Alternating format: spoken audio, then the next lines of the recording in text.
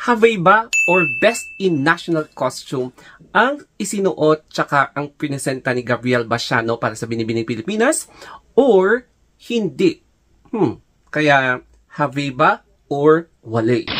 I-present na nga ang national costumes ng each candidate for Binibining Pilipinas 2022. And sa exhibit na ito, I believe ito na yung mga susuotin nilang national costume presentation sa July 16. And among sa mga na-present na national costume ng exhibit, isa ang pinaka-attractive na nakuha yung attention ko, and that is yung national costume ni Gabrielle Basiano. So, dito sa video na ito, pag-uusapan natin ang two corners or two sides of the story. Ang isa is all about the creativity at ang isa naman ay yung issues surrounding that creativity or that creation. So, unahin natin yung creativity. So, makikita natin dito na yung utak ng designer na yan is inilalarawan niya yung isa sa mga nagre-represent ng culture ng area ni Gabrielle Basiano. So, makikita nyo na parang naka-frame talaga siya. Tapos, it's so natural. Yung hugis ng face, yung itsura niya, makikita mo talaga na picture frame. Pero, moving or mobile picture frame. Napaka-natural. Kakaiba siya. So, out of the box na creation na ginawa ng designer na yan. And yes, hindi siya yung conventional na nakikita natin na national costume na mga Filipiniana. So, as in, ibang-iba siya out of the box. So, very creative and I really like it. If may score, I'm going to give 10/10. So, napaka-creative talaga dyan.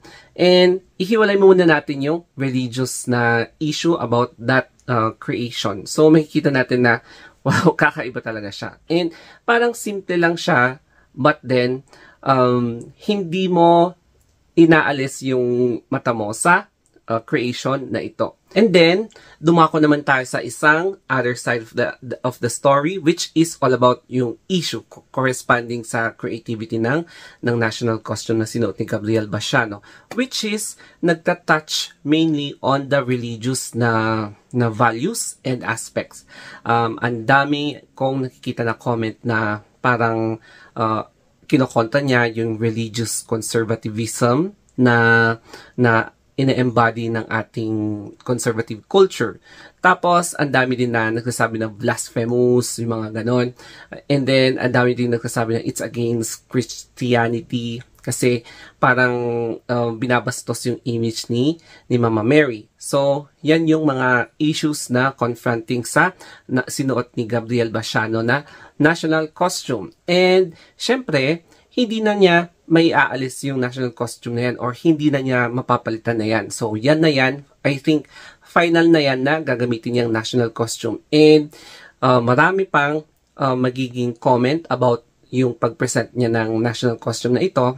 It's because marami ang magsasabi na there is a religious bias sa creation na ito. And then, meron din nag-refute against sa mga kumukontra sa national costume ni Gabrielle Basiano.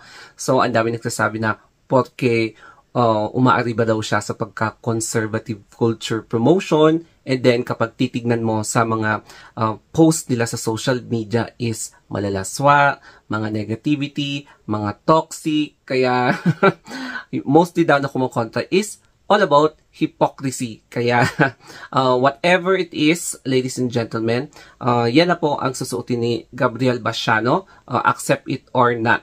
Kaya, uulitin natin ang tanong, Havey ba or Waley ang national costume ni Gabrielle Basiano? Is it a yes or is it a no? Kaya, you can comment down below kung ano ang masasabi mo sa national costume ni Gabrielle Basiano.